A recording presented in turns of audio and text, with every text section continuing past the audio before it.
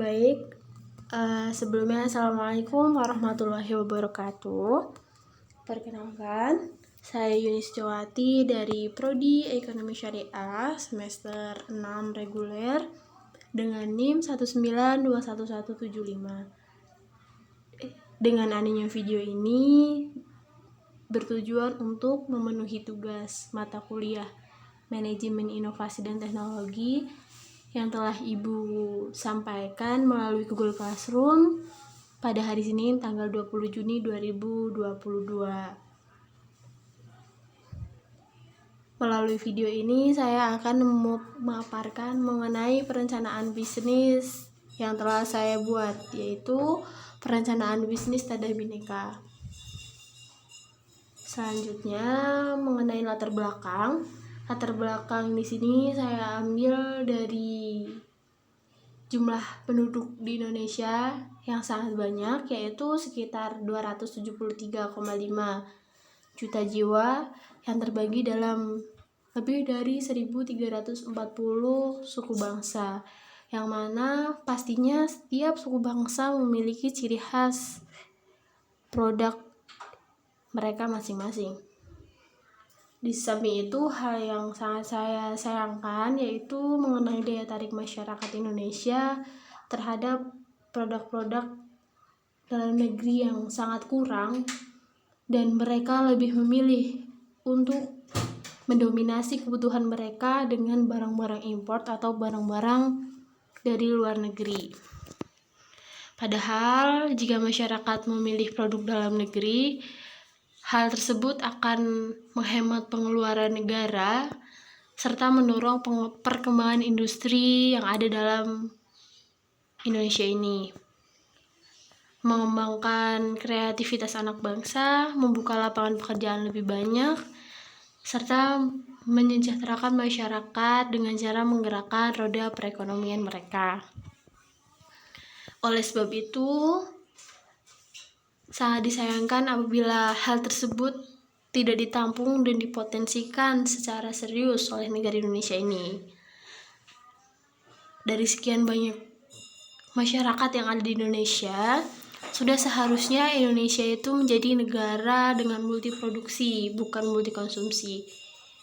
Pasalnya, sumber daya manusia yang ada di Indonesia lebih memilih untuk bekerja di luar negeri karena sering merasa tidak dianggap di negeri sendiri. Di samping itu, kendala yang dialami Indonesia dewasa ini yaitu belum terwadahinya produk-produk yang diciptakan oleh anak bangsa secara menyeluruh dan mempunyai wadah yang tepat. Maka dari itu, saya ingin memberikan tempat kepada mereka untuk mewadahi produk-produk anak bangsa atau made in Indonesia supaya dapat dengan mudah dikenal, didistribusikan dan diperoleh oleh masyarakat Indonesia sendiri maupun masyarakat luar negeri. Kemudian mengenai analisis usaha, nama usaha yang saya ambil yaitu seperti yang telah di slide pertama saya paparkan, yaitu Tadah Bhinneka. Nama usaha tersebut salah satunya saya ambil dari semboyan negara Indonesia, yaitu Bhinneka Tunggal Ika, di mana Bhinneka sendiri itu mempunyai arti beragam atau beraneka ragam. Kemudian untuk memperkuat gagasan pada kata tersebut, saya menambahkan kata tadah yang dalam Kamus Besar Bahasa Indonesia mempunyai arti tempat untuk menampung. Jadi gagasan dari nama usaha yang saya ciptakan ini menggabungkan kata tadah dan bhinneka yang secara luas mempunyai arti wadah untuk menampung beraneka ragam barang yang diproduksi oleh anak-anak bangsa atau produk dalam negeri, atau biasa kita menyebut dengan made in Indonesia. Kemudian jenis usaha. Jenis usaha yang saya ciptakan merupakan jenis usaha yang bergerak dalam bidang jasa, yaitu bisnis e-commerce dalam bidang dropship to e-retail. Nah, saya membangun bisnis ini guna menjawab isu-isu yang telah dipaparkan sebelumnya pada latar belakang. Jadi, saya membangun bisnis itu sebagai jawaban dari permasalahan yang masyarakat Indonesia saat ini sedang butuhkan, yaitu wadah atau untuk mewadahi produk-produk yang telah diciptakan oleh anak bangsa dan produk-produk made in Indonesia. Selanjutnya yaitu ukuran dan fitur pasar. Dalam bisnis e-commerce ini, target utama yang akan saya soroti yaitu para pengguna aktif internet. Berdasarkan hasil survei Badan Pusat Statistik per Januari 2022, pengguna internet di Indonesia mencapai 204,7 juta jiwa yang terdiri dari berbagai kalangan masyarakat. Baik itu kalangan masyarakat menengah ke bawah, menengah maupun menengah ke atas, atau masyarakat yang berusia atau anak-anak, remaja, dewasa, dan lanjut usia. Selanjutnya, jumlah yang telah saya sebutkan atau masyarakat yang telah saya sebutkan tadi, jumlah tersebut mencakup 73,7% dari total populasi yang ada di Indonesia. Jadi, target pelanggan yang akan saya soroti di sini adalah seluruh lapisan masyarakat. Yang mana masyarakat tersebut membutuhkan produk-produk made in Indonesia sendiri, baik masyarakat Indonesia maupun masyarakat luar negeri yang memang mereka membutuhkan produk-produk Indonesia. Selanjutnya mengenai model bisnis. Mekanisme bisnis yang akan saya bangun yaitu e-commerce di bidang dropship to e-retail yang mempunyai beberapa karakteristik. Yang pertama itu menggunakan model business to customer atau biasa disebut dengan B2C.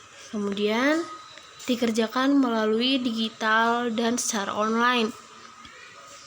Selain melalui secara online, bisnis ini juga ada store offline-nya. Hanya saja memang yang lebih disoroti itu bisnis yang secara online.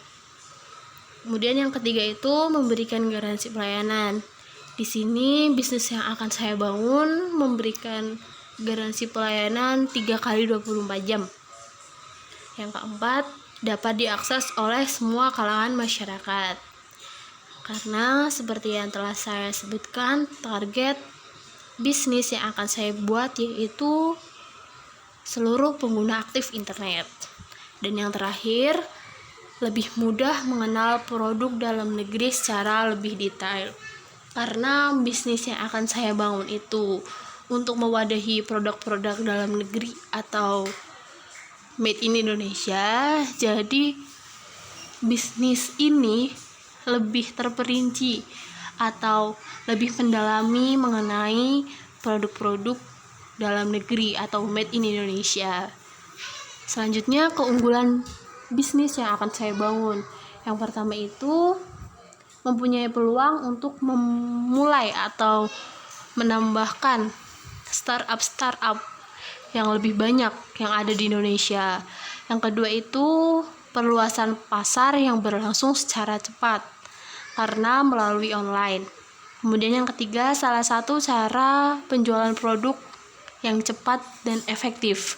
Karena cara yang akan kami lakukan yaitu lebih terfokuskan kepada cara digital atau cara online. Yang keempat itu mempunyai pilihan dan perbandingan produk yang lebih banyak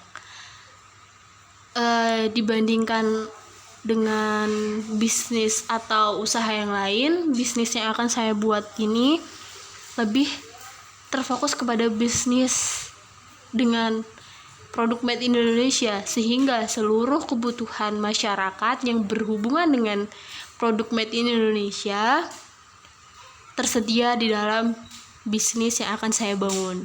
Yang terakhir yaitu memperpendek jarak antara konsumen dengan seller. Apabila seller dengan konsumen dalam realitanya memiliki jarak yang cukup jauh, yaitu berbeda pulau atau berbeda negara bahkan, mereka akan lebih mudah dalam memperoleh produk-produk yang mereka inginkan. Selanjutnya itu analisis 3C. Yang pertama itu ada customer needs atau kebutuhan pelanggan. Jadi kebutuhan pelanggan yang saya maksud di sini yaitu saya membuat platform yang mana platform tersebut akan menampung produk-produk dalam negeri atau made in Indonesia yang menjadi permasalahan atau barang-barang yang masyarakat cari, yang mana barang tersebut itu tidak ada produk yang serupa yang diproduksi oleh luar negeri, sehingga mempunyai ciri khas dan karakteristik dari kearifan lokal masyarakat Indonesia sendiri. Yang kedua itu company analysis. Yang pertama, bahan baku yang saya butuhkan untuk membangun bisnis ini yaitu ada kertas CVS, kertas kwitansi untuk pembuatan nota, kardus untuk pembungkusan, bubble wrap, selotip, dan lain sebagainya. Hal tersebut digunakan untuk pemakingan. Yang kedua yaitu fasilitas yang dibutuhkan. Di sini saya membagi kedua fase, yaitu ada fase pertama dan fase kedua. Fase pertama yang saya butuhkan yaitu meja, kursi, komputer, printer, lemari, wifi, dan lain sebagainya. Yang kedua yaitu sama seperti fase pertama, hanya saja ada tambahan kamera dan perlengkapan studio seperti properti, kemudian ada tambahan troll, rak ekstra, dan lain sebagainya. Kenapa saya membagi menjadi dua fase? Karena fase pertama di sini bisnis yang akan saya bangun itu berfokus kepada dropshipnya, tapi hanya dropship yang langsung berhubungan dengan seller. Jadi apabila ada konsumen membeli ke bisnis atau melalui bisnis saya akan langsung menghubungi seller, dan seller tersebut akan mengirimkan barang langsung kepada customer. Kemudian fase yang kedua di sini, fase yang kedua yaitu fase di mana si penjual atau seller itu akan memberikan barangnya atau supply kepada bisnis yang akan saya bangun, dan saya akan memberikan informasi kepada customer mengenai produk tersebut, tetapi dengan platform yang akan saya buat. Jadi nanti pengiriman itu melalui saya. Kalau fase pertama itu pengiriman melalui seller, fase kedua pengiriman itu melalui bisnis atau tim yang akan saya bangun. Kemudian yang ketiga itu pasokan supplier. Nah, pasokan barang di sini saya fokuskan kepada produsen-produsen barang yang memang memproduksi barang-barang Indonesia atau barang-barang made in Indonesia. Yang keempat, maaf di sini nomornya 1 2 3 tapi sebenarnya nomor 4. Nomor 4 itu proses produksi. Nah, di sini ya seperti yang telah saya sampaikan tadi, fase pertama yaitu sebagai dropshipper. Nah, di sini seperti tadi, kayak nanti barang akan dikirimkan oleh seller langsung kepada konsumen. Di fase kedua ini saya akan menerima suplai barang dari seller, kemudian saya akan menjualnya kembali melalui platform yang telah saya bikin di bisnis ini, gitu. Dan selanjutnya nomor 5, yaitu jumlah hasil produksi. Nah, dalam fase pertama ini berjalan sekurang-kurangnya dalam jangka waktu selama 3 tahun. Nah, kami mempunyai 10 tim atau 10 orang yang menggagas adanya bisnis ini. Untuk satu orang admin harus mempunyai 10 akun dan setiap akun harus bisa mendapatkan 10 transaksi. Perlu Ibu ketahui apabila 10 penggagas ini merupakan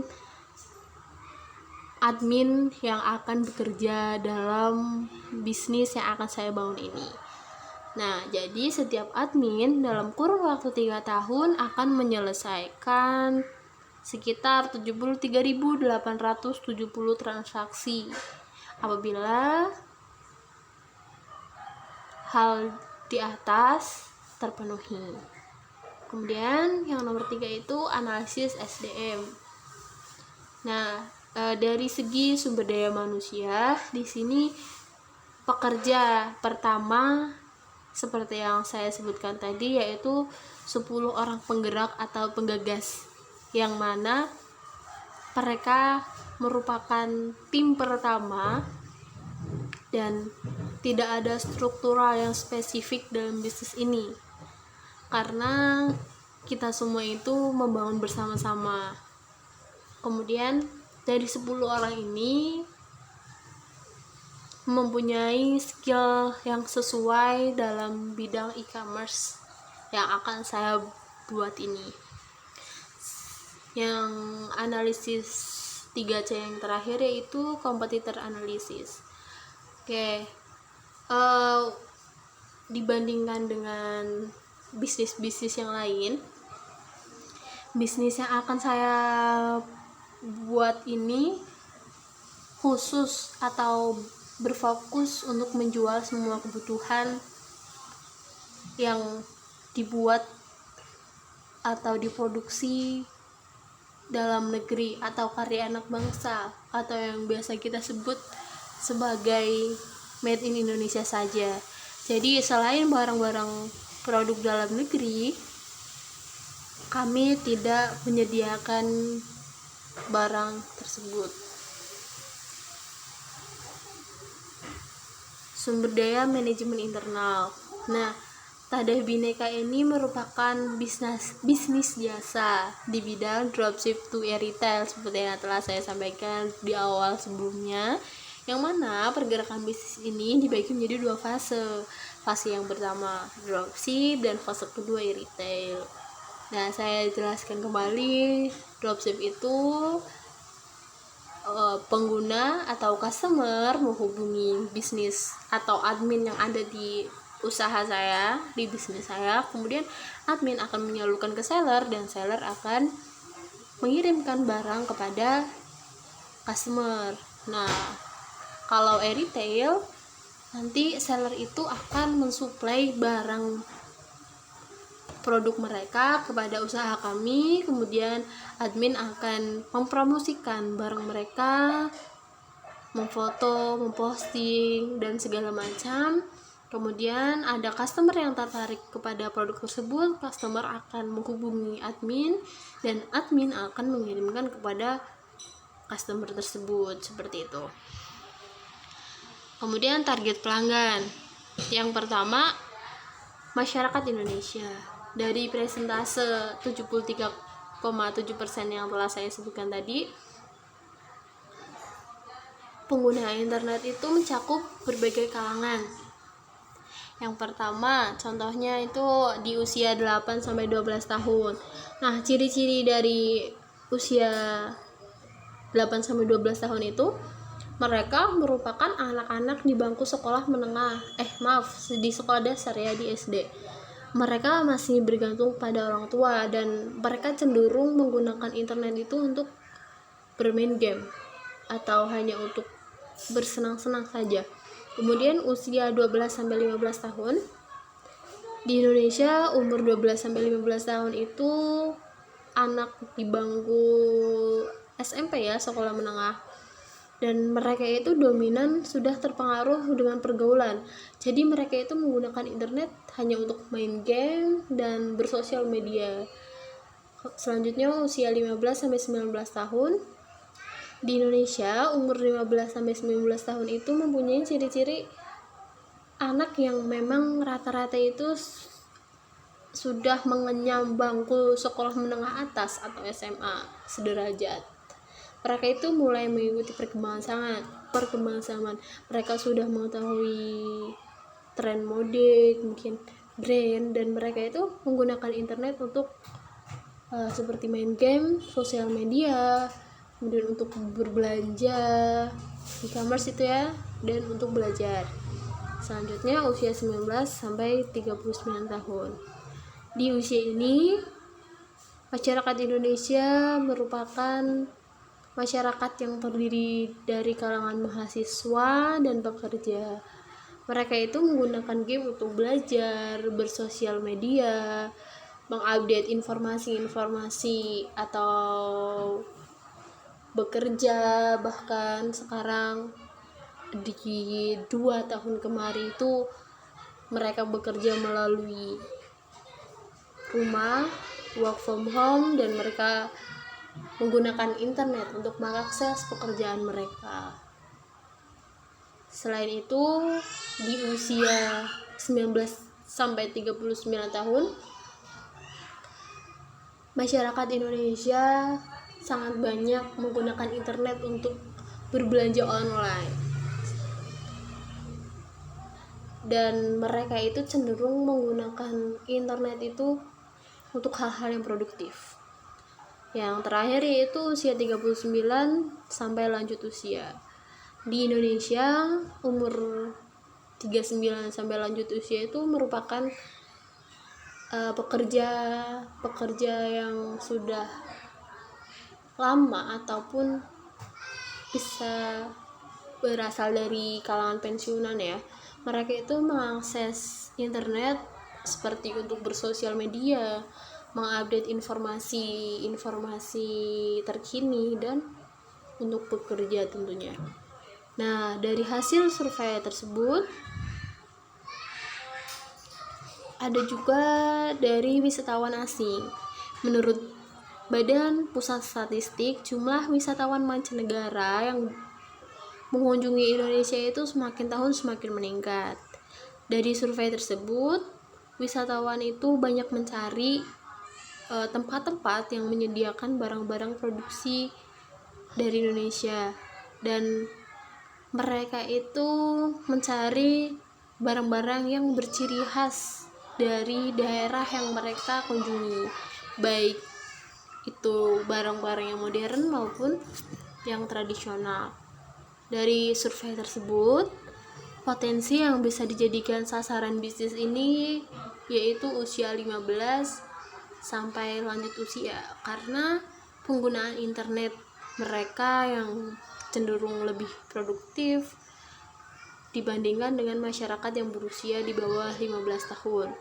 Juga dari kalangan wisatawan mancanegara, yang mana bisnis ini akan mempermudah mereka untuk menemukan barang made in Indonesia dan lebih mudah untuk mengakses atau mencari barang-barang yang mereka inginkan sesuai kebutuhan mereka. Kemudian dari segi persaingan, tingkat persaingan bisnis ini itu sangat banyak ya tentunya, seperti banyaknya startup muda yang sudah besar di Indonesia, baik itu dari karya anak bangsa sendiri maupun perusahaan-perusahaan asing yang masuk ke Indonesia. Begitu juga produk bisnis ini, karena pertumbuhan perkembangan industri dalam negeri yang terkesan lambat, maka produksi-produksi asing yang berada di Indonesia ini memang sudah menguasai atau mendominasi masyarakat-masyarakat yang ada di Indonesia. Dari berbagai pesaing pasar tersebut, memang sebenarnya masih ada peluang untuk bisnis yang akan saya bangun ini, yaitu dengan mengisi kekosongan dari permasalahan-permasalahan yang telah saya sebutkan sebelumnya. Nah, Oleh sebab itu, saya mengambil suatu inovasi baru untuk menjawab permasalahan tersebut, yaitu memfokuskan kepada produk-produk made in Indonesia atau barang-barang yang berasal dari karya anak bangsa. Selanjutnya, strategi dan pengembangan bisnis. Strategi yang akan saya gencarkan, yang pertama itu melalui media sosial. Nah, media sosial saat ini sudah merambah ke seluruh lapisan masyarakat, baik itu yang muda, remaja, dewasa, tua, kalangan menengah ke bawah, menengah, atau menengah ke atas. Nah, maka dari itu, hal itu tidak dapat diragukan lagi kalau melalui media sosial ini menjadi strategi dan pengembangan bisnis yang sangat mumpuni untuk usaha yang akan saya bangun. Kemudian yang kedua itu melalui jasa iklan yang ditawarkan oleh Google. Google merupakan sebuah platform yang memang sudah menjadi pendampingan atau pendamping seluruh masyarakat yang menggunakan media internet. Karena dengan Google, semua informasi itu dengan mudah didapatkan oleh masyarakat yang membutuhkan. Maka dari itu, melalui jasa iklan Google, saya rasa hal tersebut merupakan salah satu cara agar seluruh pengguna aktif internet itu tahu mengenai usaha yang akan saya bangun ini.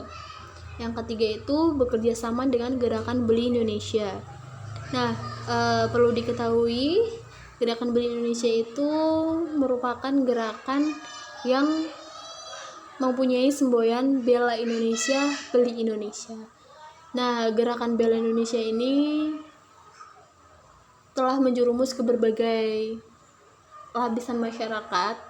Mungkin untuk sekarang itu agak kurang familiar di telinga kita karena memang gerakan Beli Indonesia ini kurang begitu masuk ke dalam ranah masyarakat yang terpencil. Nah, di samping itu, gerakan Bela Indonesia merupakan gerakan yang menyoroti produk-produk yang diproduksi oleh anak negeri, seperti produk-produk khas daerah masing-masing.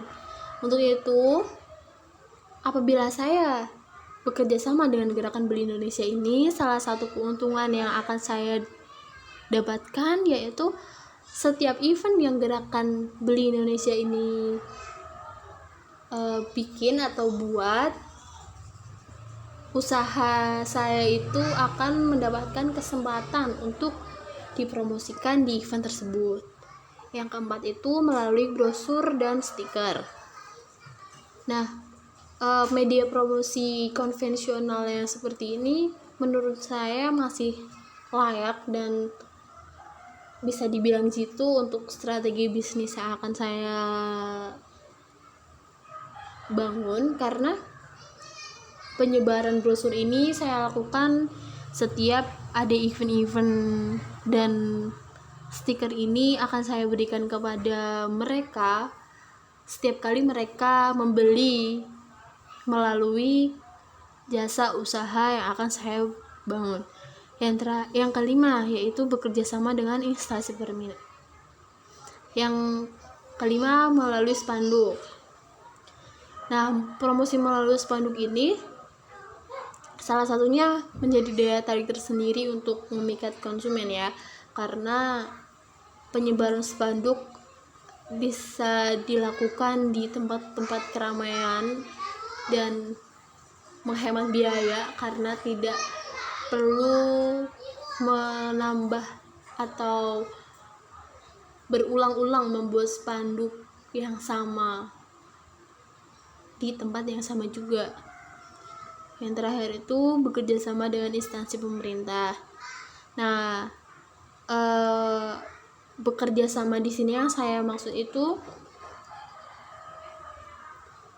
usaha kami atau usaha saya yang akan saya bangun itu meminta beberapa sektor pariwisata untuk mempromosikan atau bekerja sama, sehingga hal tersebut akan memudahkan promosi dari usaha yang akan saya bangun dipromosikan ke wisatawan yang berada di sektor pariwisata tersebut. Selanjutnya itu ada rencana untung dan rugi serta perencanaan modal. Nah, kebutuhan dana awal untuk bisnis ini terbagi dari dua, yaitu untuk fasilitas dan dana untuk modal transaksi. Yang pertama, untuk modal fasilitas. Nah, fasilitas di sini saya membutuhkan meja dan kursi, komputer, printer, lemari, wifi. Dan di sini sudah tertulis juga jumlah unitnya berapa, dan saya subtotalkan semuanya menjadi Rp34.950.000. Selanjutnya, untuk modal transaksi pada tahap awal ini modal dibutuhkan sekitar 10 juta rupiah. Nah, total keseluruhan yang saya butuhkan untuk modal awal yaitu Rp44.950.000. Untuk sumber awal modal usaha yang akan saya bangun dibagi kepada 10 penggerak pertama, yaitu masing-masing mendapatkan atau harus mengeluarkan uang sejumlah Rp4.495.000. Kemudian rencana untung dan rugi serta modal serta perencanaan modal. Yang pertama adalah laporan arus kas. Nah, untuk proyeksi keuntungan dalam 3 tahun, satu kali transaksi mengambil keuntungan sebesar Rp10.000. Jadi keuntungan untuk 738.700 transaksi yang telah saya sebutkan sebelumnya itu sebesar Rp7.387.000.000. Nah, keuntungan tersebut dibagi menjadi 2, 50% untuk 10 penggerak pertama dan 50% untuk perusahaan. Jadi, keuntungan perusahaan senilai Rp3.693.500.000. Kemudian untuk penentuan harga pokok di sini dilihat dari kualitas, jenis, besar, dan biaya operasional serta biaya logistik yang dibutuhkan pada saat pengiriman barang tersebut. Selanjutnya, proses neraca dan laporan laba atau rugi. Biaya tetapnya bisa dilihat di layar, subtotalnya itu Rp30.950.000. Selanjutnya, biaya lain-lain itu ada untuk listrik dan administrasi selama 3 tahun, yang totalnya itu Rp5.500.000.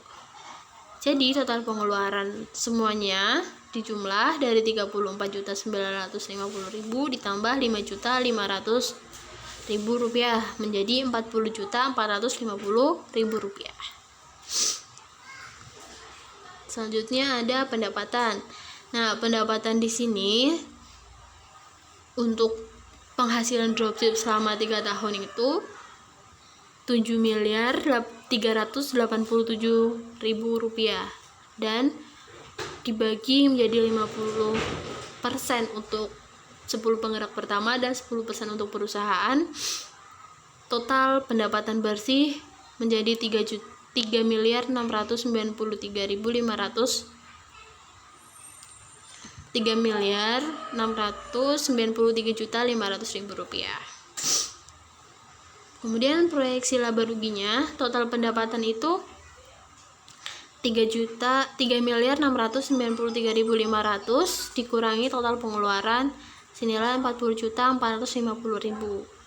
Jadi total keuntungan bersih selama 3 tahun yaitu 3.653.050.050 rupiah. Baik, sekian pemaparan tugas dari saya. Apabila banyak kata yang kurang berkenan atau tidak sesuai, mohon maaf. Saya cukupkan. Wallahul muwaffiq ila aqwamit thoriq. Wassalamualaikum warahmatullahi wabarakatuh.